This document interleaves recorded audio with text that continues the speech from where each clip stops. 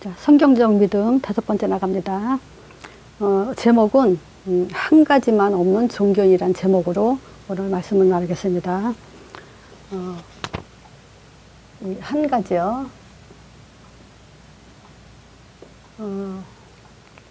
한 가지. 근데 이게 사람들한테는 참 어려워요. 신앙생활 하면 신앙생활은 요 한 가지만 하면 돼요. 근데 신앙생활도 많은 것을 하면서 요 한 가지만 안 하고 있어요.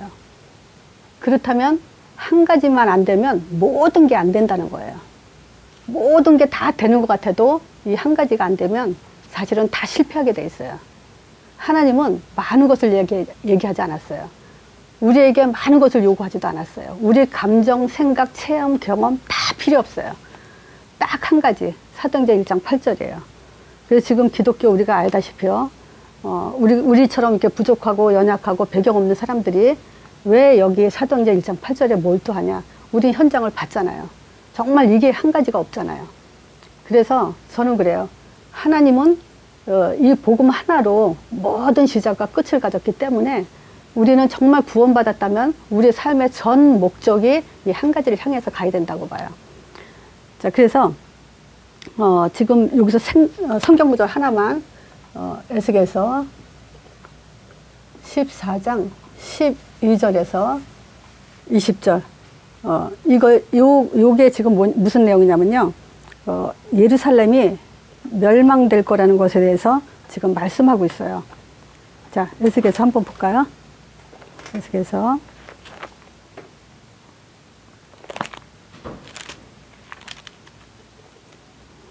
자, 14장 12절에서 20절이요. 제가 천천히 읽을게요. 여호와께서 말씀이 또 내게 임하여 가라사대 인자야 가령 어느 나라가 불법하여 내게 범죄함으로 내가 손을 그 위에 펴서 그 의뢰하는 양식을 끊어 기근을 내려서 사람과 짐승을 그 나라에서 끊는다 하자. 비록 노아, 다니엘, 욥 이 세 사람이 거기 있을지라도 그들은 자기의 의로 자기의 생명만 건지리니 나 주 여호와의 말이니라. 지금 노아, 다니엘, 욥 이 사람들은 지금 믿음의 사람들이죠. 우상에 절하지 않은 다니엘도 있고요. 근데 이 사람들은 자기 생명만 건진다 그래요. 근데 15절에 또 이런 얘기예요. 가령 내가 사나운 짐승으로 그 땅을 통행하여 적막해 하며 황무케 하여 사람으로 그 짐승들이 인하여 능히 통행하지 못하게 한다 하자. 비록 이 세 사람이 거기 있을지라도 나의 삶을 들고 맹세하노니 그들은 자녀도 건지지 못하고 자기만 건지겠고 그 땅은 황무하리라. 나 주 여호와의 말이니라. 여기에는 좀 더 자세하게 말했어요. 자녀도 건지지 못한다래요.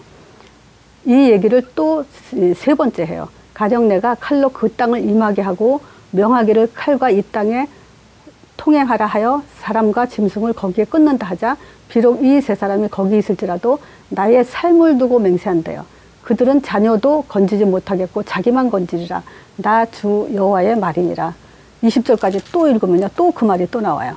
자, 가령 내가 그 땅에서 온역을 내려서 죽임으로 내 분을 그 위에서 쏟아 사람들과 짐승을 거기에서 끊는다 하자.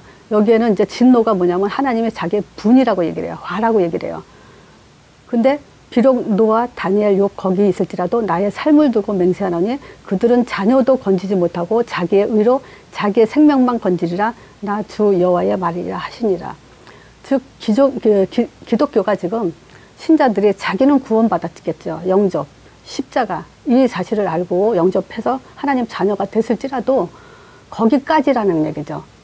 그래서 지금 이 얘기는 왜 하냐면요. 예루살렘에 멸망한다는 얘기를 하는 거예요. 너희들이 믿음의 사람이 있다 하더라도 결국 후손은 건지지 못해서 구하지 못해서 결국 이 예루살렘은 멸망한다라는 말을 지금 계속 반복해서 얘기하는데 굉장히 심한 자기 삶을 두고 맹세한다고 할 정도로 강한 표현을 써가면서 지금 그 예루살렘이 멸망할 거라는 얘기를 해요.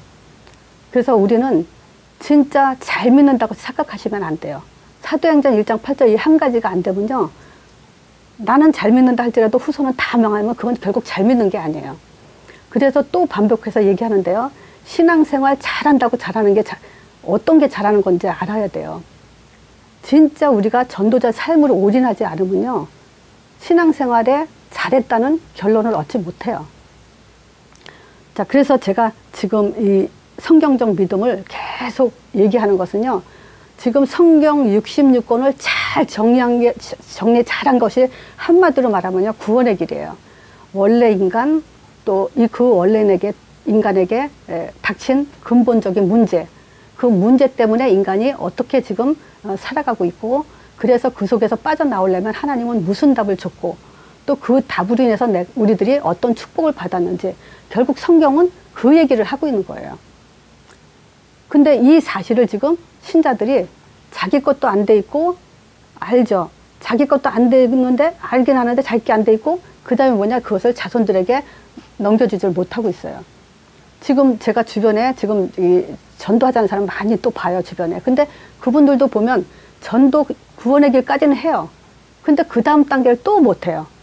그래서 자기만 구원받고 떠나는 신자들이 또 많아요. 우리는 이런 실패를 거듭하면 안 된다는 거예요. 그래서 부족하지만 자꾸 제가 이 성령의 사람들, 또 그 성경적 믿음, 이런 것들을 자꾸 반복하면서 훈련이 되도록, 정말 우리가 제대로 가게 하도록 지금 이 일을 지금 반복하고 있습니다. 자, 그래서 우리가 지금 성경적 믿음을 지금 5번째 나가죠. 자, 성경적 믿음 1강.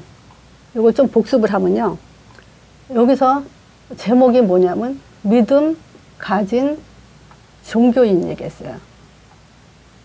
자, 이걸 다 쓰려면 조금 그 내용이 길어지기 때문에 이 믿음 가진 종교인은요, 디모데후서 3장 5절을 근거로 제가 말씀을 드렸거든요. 경건의 모양은 있으나 경건의 능력은 부인하는 자라고. 그래서 이 같은 자들에게서 너희는 돌아서라 그래요.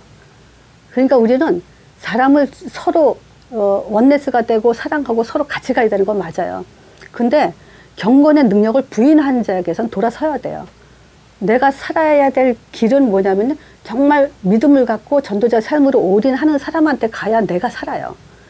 그렇게 함께 가야 우리는 끝까지 살아남을 수가 있어요.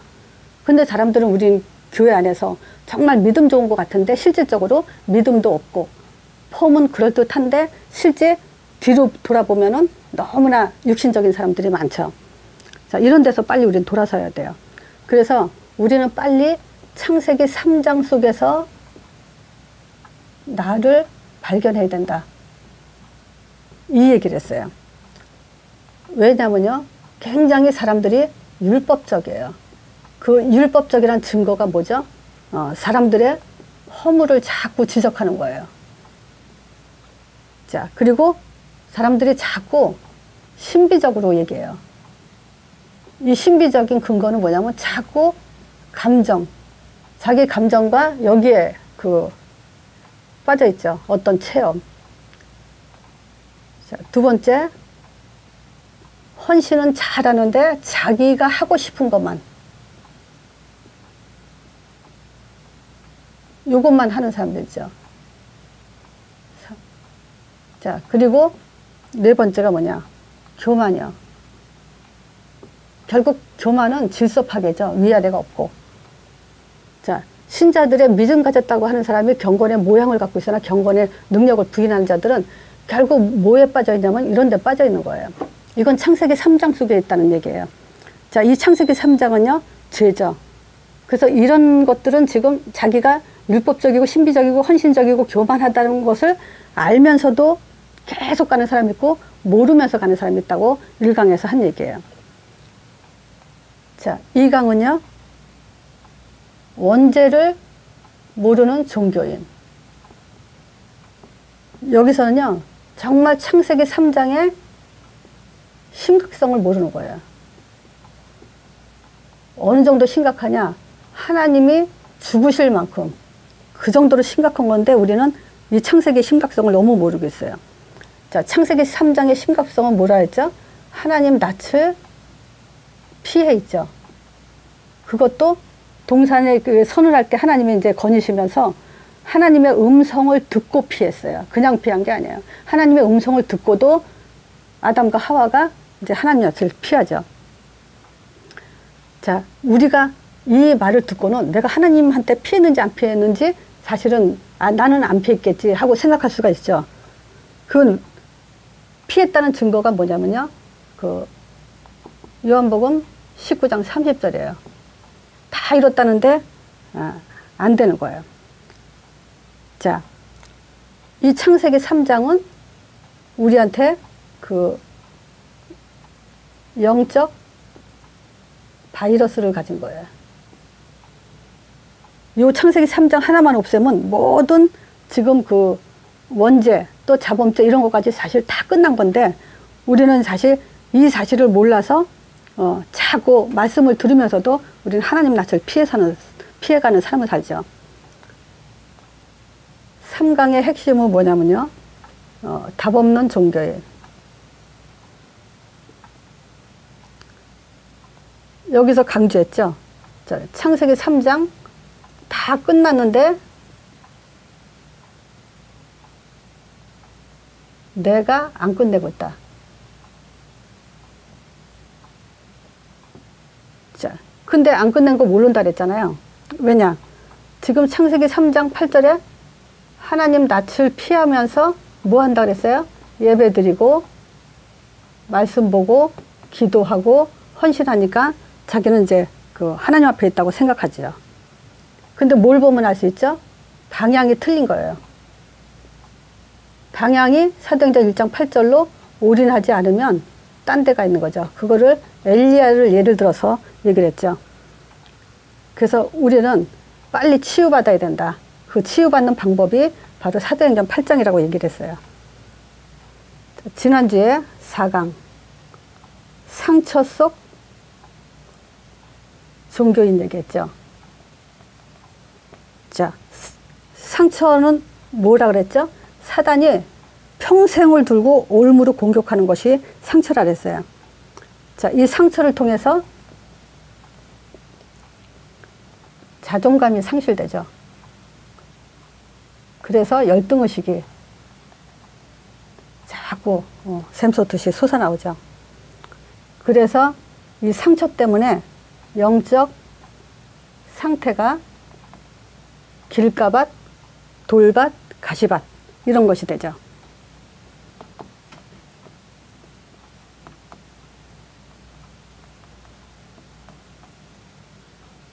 여기에는 절대 그 복음이 뿌려져도 새가 물어간다는 것은 결국 사단한테 말씀을 뺏기고, 돌밭은 아무리 뿌려도 뿌리를 못 내리죠. 가시밭은 세상 염려가 더 크기 때문에 복음의 기운을 막아버린다 그랬어요. 그러니까 결국 영적 상태가 아무리 복음을 줘도 이런 상태라면 아무 소용이 없죠. 자, 그래서 오늘은 한 가지만 없는 종교인 그 사도행전 1장 8절. 그래서 우리는 사실 지금요, 불신앙 중에 불신앙은 뭐냐면 사도행전 1장 8절이 안 되는 게 불신앙이에요. 자, 우리는 머리에다 뭘 두고 살아야 되죠? 창조를 두고 살아야 돼요. 자, 이 창조는 하나님의 말씀하시기를 자기 형상대로 그리고 정복자로 창조했죠. 하나님께서 인간에게 가장 그 귀한 표현, 가장 귀중한 표현이 바로 하나님의 형상이에요. 자, 이 하나님 형상은 의미가 뭐라 했냐면요, 영적 존재라는 얘기를 하죠. 근데 이 영적 존재를 제가 조금 더 설명하면요, 영적 존재는 뭐가 영적 존재냐면요, 선지자적 기능, 제사장적 기능, 왕적 기능을 가진 걸 가지고 영적 존재라는 거예요. 하나님 아는 지식이 들어가 있고, 예배드리는 예배드리는 존재, 그리고 하나님의 일을 대임하는 그런 기능을 가진 것을 가지고 영적 존재라 그래요. 즉 말하자면 선제, 제사장, 왕은 그리스도의 기능이죠. 이것이 바로 하나님의 형상이에요. 이렇게 지금 하나님을 알도록, 예배드리도록, 대임하도록 그렇게 창조하신 거예요. 그런데 이런 존재가 문제가 터지니까 지금 하나님 낯을 피하죠. 그럼 이 하나님 낯을 피하면 잘 살면 다행인데 잘 살지 못하죠. 무슨 문제가 계속 진행되냐면요, 요거요. 사단의 음성이 계속 진행돼요. 자, 여기서 사단의 음성이 뭐죠? 결코 죽지 않는다. 하나님이 죽는 선악과를 먹으면 반드시 죽을 거라는데 그 말을 엎어버리는 그런 사단의 음성이에요. 결코 죽지 않는다. 그죠? 그러면서 눈이 밝아지는데 육적인 눈이 밝아지고요. 그러면서 결코 죽지 않냐 아니라 네가 눈이 밝아지라. 그러면서 하나님처럼 되고 그 하나님처럼 돼서 뭐냐면 선악을 구별할 거라고 얘기하죠. 선악을 알게 될 거라고.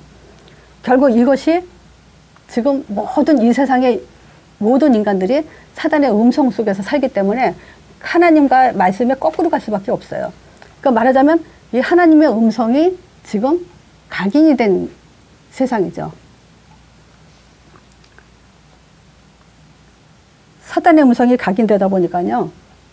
당연히 창세기 6장 인간의 지금 삶이 어떤 거죠? 육적으로 완전히 뿌리가 내려버렸어요.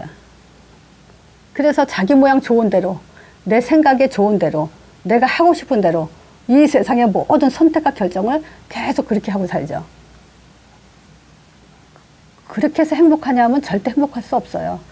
그런 사람이 성공해봤자 결국 이 세상 체질로 뿌리가 내릴 뿐이에요. 자, 이런 상태에서 아무리 창세기 4장에 예배 드린다고 해도 그건 실패하죠. 얼마나 억울해요. 예배 드려놓고 실패한다는 게. 기도하면서 헛하고 있고 또 헌신하면서 헛된 인생을 지금 신앙생활을 하고 있죠. 지금 이런 심각한 지금 교회의 모습이에요, 이게. 그래서 우리는 다시 한번 하나님이 언약의 말씀을 한 번 더 강조해야 돼요. 자, 창세기 3장 15절 여인의 후손이 뱀의 머리 상한다고 그랬어요. 그래서 우리는 그냥 이 말씀 한마디에도 하나님은 우리한테 여인의 후손이 뱀의 머리 상한다. 이 답을 줬다라는 것에 우리는 가장 큰 확신을 갖고 살아야 돼요. 다른 답 주지 않았어요. 근데 얼마나 완벽하고 어마어마한 답이냐. 여인의 후손이 뱀의 머리를 상한다는 그 답이에요. 흑암 번세 완전히 깨트린 그 답이에요. 그거를 실제로 보여준 것이 출애굽기 3장 18절.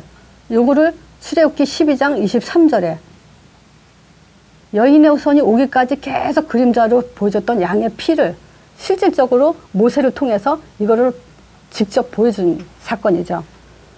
그래서 여호와께서 애굽 사람을 두루 다니며 치러 다니실 때 문 임방과 문 서지에 피 바르신 것을 보면은 멸하는 자로 그 집에 들어가서 멸하지 못하도록 막아주신다 그랬어요. 근데 그것뿐만이 아니라 여기에는 어떤 문제가 생기냐면요. 그 피를 통해서 장자, 애굽의 장자의 그 모든 그 장자를 다 이제 죽여버리죠. 그 장자라는 그 의미에는 뭐가 들어가냐면요. 완전히 그 씨를 말리겠다는 거예요. 사단의 씨를 완전히 말려버린 거예요. 그런 언약이 우리는 출애굽을 통해서 그걸 볼 수 있어요. 그리고 나서 또 하나님이 삶을 줬어요. 이건 언약적 삶이에요. 그게 바로 신명기 6장 4절에서 9절이에요. 절대 잊어버리면 안 돼요. 왜냐? 예수님이 오시기까지 이 사실을 절대 잊어버리면 안 돼요. 근데 그게 뭐냐면요. 이 피에 대한 얘기예요. 이걸 놓치면 안 돼요. 그래서 4절에 그 얘기하죠. 이스라엘아 들으라. 이것은 뭐죠? 자녀요. 자기 백성. 자기 백성에게 뭐 얘기하냐. 이스라엘아 들으라. 근데 뭘 들으라고요? 유일신. 오직 하나님 여호와. 그 하나님에 대해서 절대 잊지 마라. 근데 그냥 유일신이 아니에요. 애굽의 종되었던 우리를 피로 인해서 우리를 완전히 구원하신 그 하나님을 잊지 마라 이거예요. 그러면서 5절에 삶의 목적을 얘기해요. 왜 이 유일신에 대해서 절대 한 분 하나님에 대한 걸 강조했냐. 삶의 목적은 바로 이 우상을 섬기지 말라고. 그래서 너는 마음을 다하고 뜻을 다하고 성품을 다해서 내 하나님 여호와를 사랑하라 그래요. 그래서 우리의 삶은 계속 마음과 뜻을 그 성품 이걸 다해서 그 피, 언약 이걸 대해서 잊지 말라는 거예요. 또 6절의 얘기죠. 자, 이 마음과 뜻을 성품을 다해서 오직 한 분 하나님을 섬기기 위해서 다시 또 언약을 설명하죠. 그것이 뭐냐면 오늘날 내가 네게 명하는 이 말씀을 너는 마음에 새기라 그래요.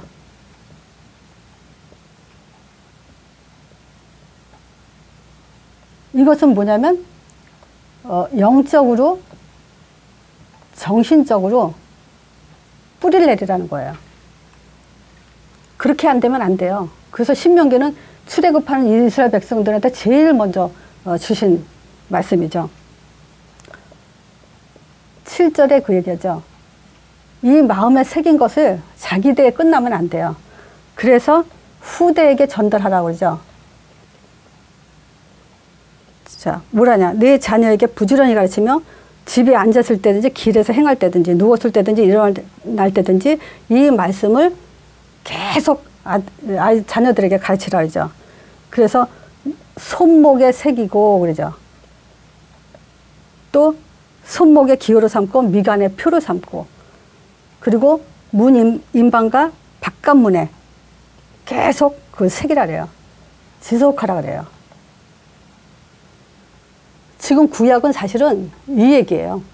하나님의 창조의 가치가 실질적으로 그 비밀스러운 것이 뭐냐.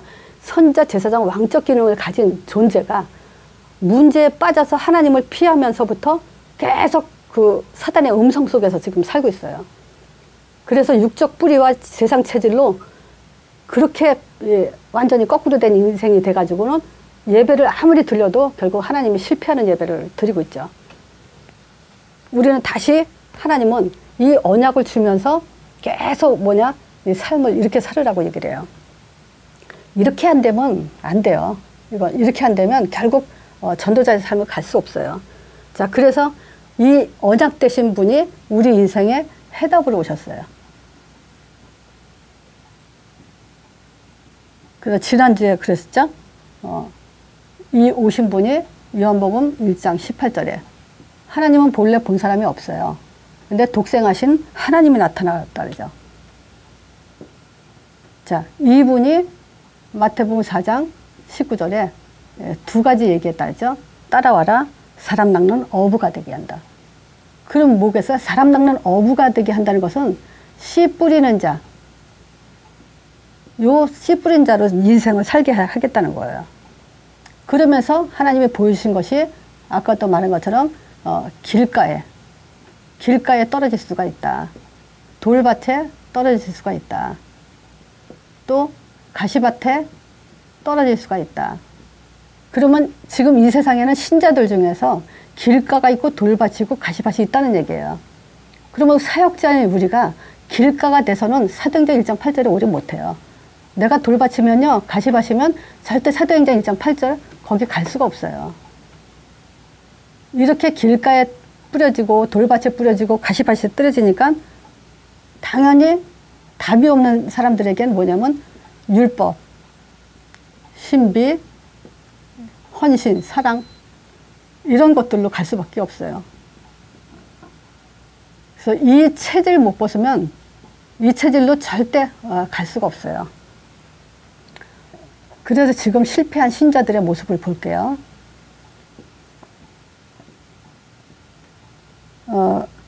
지금 마가복음 5장이요. 귀신 들린 사람들이 나오죠. 여기는 물론 불신자예요. 또 그 사도행전 13장, 16장, 19장에 보면요. 여기는 지금 그 박수 그 점치는 사람이죠. 그리고 여기는 점하는 여종, 그리고 여기는 마술하는 자 이렇게 나오죠. 근데 사도행전 요 19장이요. 여기에 유대인이 있죠. 유대인들이 어떤 사람들이에요? 지금 이 언약을 받고 출애굽의 그 역사를 본 후손들이에요. 그래서 모세를 통해서 신정국가, 하나님이 세운 나라 사람들이에요. 근데 이 사람들 중에서 19장 13절에 보면요. 마술하는 유대인들이 시험적으로 이런 말을 해요. 그 유대인들이 마술한다는 것은 정말 있을 수 없는 일이죠. 그 반드시 저 사람은 실패할 수밖에 없는 정도가 아니라 멸망받을 수밖에 없는 그런 존재죠. 그 시험적으로 이제 귀신 들린 자에 대해서 이제 그 바울이 전한 예수 이름을 빙자해서 귀신을 쫓으려고 하죠. 그뿐만 아니라 14절에 보면 유대인의 한 제사장의 후손 그 스게와와 7 아들도 이 일을 행한다 그래요. 마술을 행한다 그래요. 그러니까 지금 실패한 신자의 모습이 뭐냐? 그 귀신과 같이 살고 있다는 얘기예요. 지금 귀신 역사를 같이 하고 있다는 얘기예요. 그 한 가지 차지를 못해서. 이런 사람들의 인생이 어떻겠어요? 마태복음 11장 28절. 제가 언젠가 그 말씀 드렸죠. 우리 대한민국에서도 그 종교가 들어오기를 맨 처음에 유교 사상이 들어왔죠. 그 수신제가 치고 평천하. 이거 나를 다스려야 가정이 화목하고 그 다음에 가정이 화목해야 지금 그 세상이 화목하고 온 천하가 평안하다. 이 얘기잖아요. 그러다가 불교가 들어왔잖아요. 불교는 자비예요. 이웃을 돕고 이렇게 베풀라는 거죠. 그러다 문제 터지면 신비주의, 귀신, 점술하는 사람들한테 인생을 또 맡기잖아요. 그러니까 이 귀신과 관계된 그런 인생들이 당연히 수고하고 무거운 짐을 질 수밖에 없죠. 근데 이 수고하고 무거운 짐진 자들은 단지 우리가 이 세상을 살기가 힘이 든 그런 수고를 말하는 것도 있지만 실질적으로 유대인들이 뭐냐면 인생이 풀리질 않으니까 계속 율법을 자꾸 만들어서 무거운 짐을 자꾸 더 얹고 있기 때문에 아무리 지금 종교 생활하고 우상 숭배하고 그러면 인생이 편안해질 수가 없잖아요. 근데 자기네들 딴에는 그렇게 인생을 추구하다 가보면 점점 더 무거운 짐 속에서 지금 헤매고 있는 거죠. 안식이 없다는 얘기예요. 절대. 자, 그리고 현장에는 이런 답 없는 그 신자들 때문에 소경이 있고요. 귀머거리가 있고. 이거는 단지 그 소경은 이제 요한복음 9장인데 단지 그 불신자들만 얘기하는 게 아니에요. 사실은 이것을 소경 귀머거리가 왜 이 세상에 있냐면요.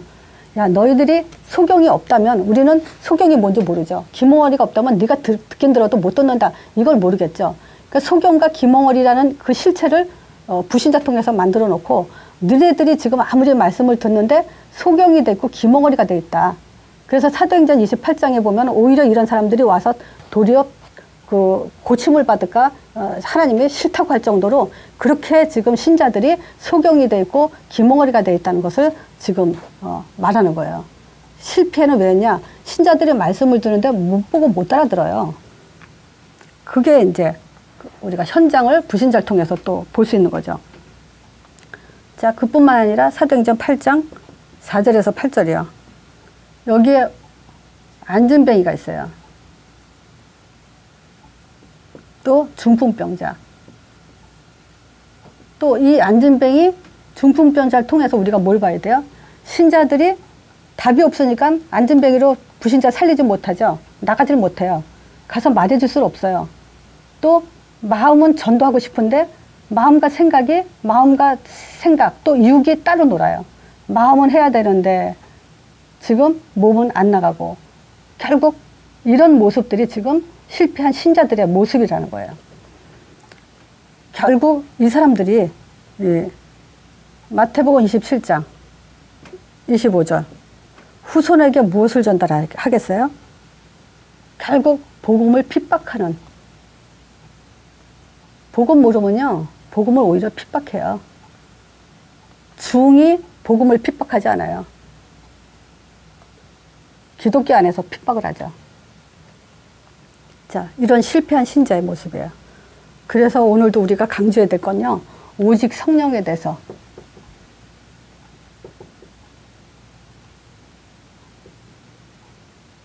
하나님의 성령은요, 지금도 마가다라방의 역사한 그때부터 계속 역사하고 있어요.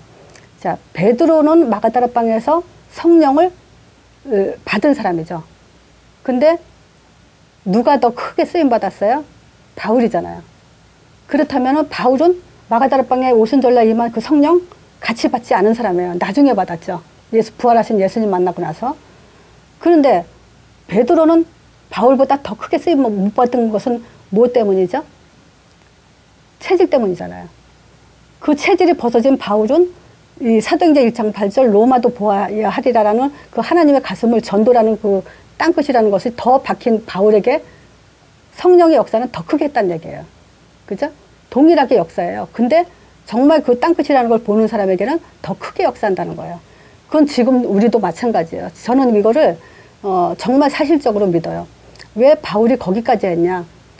바울은 가장 중요한 일을 했어요. 성경까지 다 기록을 할 만큼. 그걸 통해서 우리는 바울보다도 더 큰 숫자적으로요. 우리는 성경적 깊이로는 바울을 못 따라가겠죠. 근데 바울의 믿음과 우리의 믿음은 똑같아요. 같은 성경 가지고 같은 말씀 가지고 같이 나가는 거예요. 근데 마지막 시대에 우리를 불렀다는 것은요. 우리를 더 크게 쓰시겠다는 거예요. 우리는 더 부족하지만. 그거에 대해서는 확실히 하셔야 돼요. 자, 그래서 우리는 오늘도 오직 그리스도로 충만해야 돼요. 여기에 대한 결론을 갖지 못하면 가장 비참한 사람이 되죠. 그래서 오직 그리스도. 우리 어떻게 들려야 돼요? 다른 것으로는 절대 안 된다예요. 다른 것이 뭐가 있죠? 사도행전 1장 7절이죠. 이스라엘 회복이 때니까. 그 육신적인 얘기는요. 우리가 알 바 아니에요. 그리고 오직 성령. 이거는 뭐냐? 다른 방법이 없다는 거예요. 그래서 제가 지난주에도 사람들한테 물어봤어요. 영적 사실이 일어난다는 증거가 뭐냐? 뭘 가지고 우리는 확신해야 되냐? 성령이 역사한다는 그 확신을 우리는 뭘로 가져야 되냐? 오직 예수 이름으로만 가져야 돼요. 자, 그래야 우리는 오직 전도를 하게 돼 있죠. 요거는 지속이면서 이 지속 속에 치유가 돼요. 지속하지 않으면 절대 치유받을 수 없어요. 그래서 우리가 아무리 결론 났다, 오직 전도다 아무리 얘기해봐야 정말 내가 죽는 날까지, 내 목숨 다한 날까지 이 말씀에 집중하지 않으면, 이것의 말씀에 지속하지 않으면 절대 치유받을 수 없어요. 그러면 이 오직 성령은 누가복음 24장에 보면 엠마오로 가는 두 제자에게 그랬죠. 분명히 너희들은 본 그대로 증인이 돼야 된다 하면서 한 말이 뭐냐면 그 대신 예루살렘 떠나지 말고 내게 들은 바 아버지 약속한 것을 줄 거니까 예루살렘 떠나지 말고 기다리라 했어요. 그 성령을 주는 것은 그 목적은 사실은 뭐냐면요. 부활 메시지 성취하기 위해서요.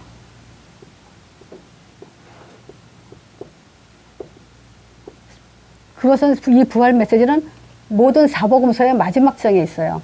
부활하신 예수님이 마태복음에는 너희는 가서 모든 족속을 제자 삼아라 그랬죠. 또 마가복음 16장에는 만민에게 가라. 그 누가복음에는 이제 그 기존지자 살려라 그러고, 요한복음에는 어린 양을 먹여라. 결국 부활하신 예수님이 하늘로 올라가기 전에 모든 메시지는 뭐냐면 제자 삼고 만민에게 가고 이렇게 치유하고 구원 주라는 거예요.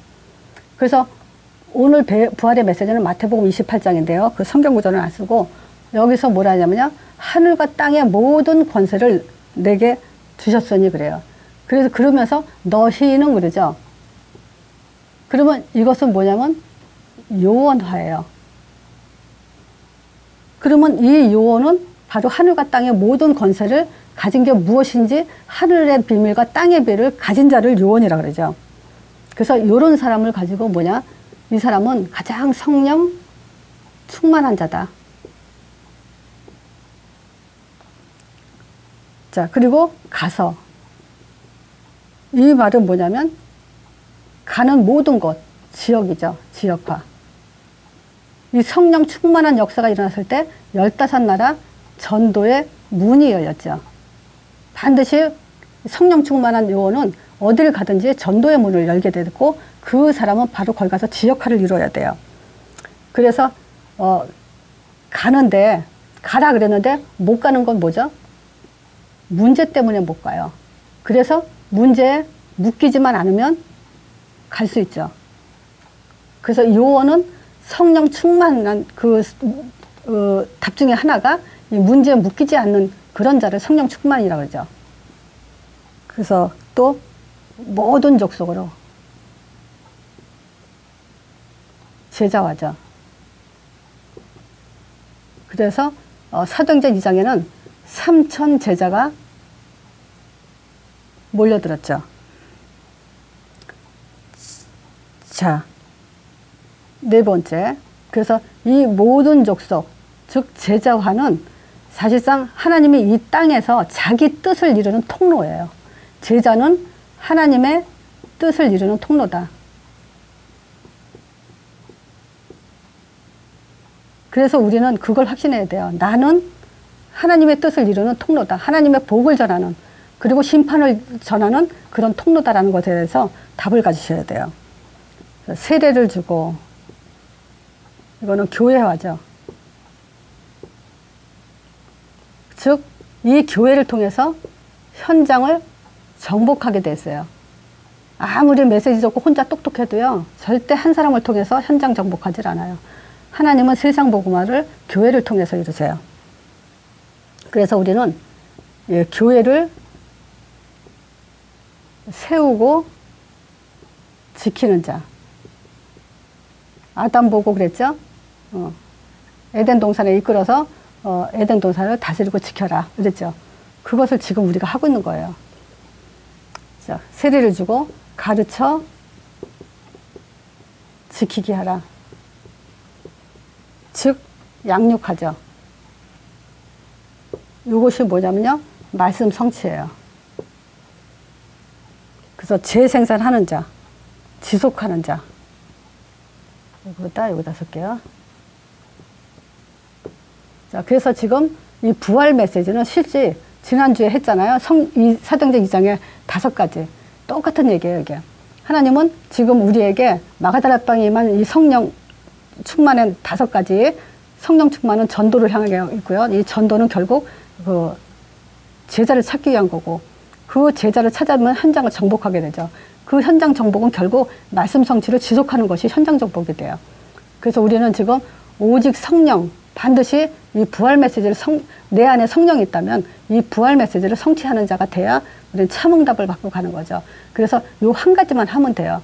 지금 교회는 양육화가 안 돼서, 지역화가 안 되고, 제자화가 안 되고, 교회화가 안 돼서 지금 이단들에게 또 많은 종교에게 지금 당하고 있죠. 그래서 우리는 정말 이 한 가지만 하면 하나님의 모든 것이 이 안에 다 있다는 것을 우리는 확신해야 됩니다. 저는 말씀 여기까지 하고요.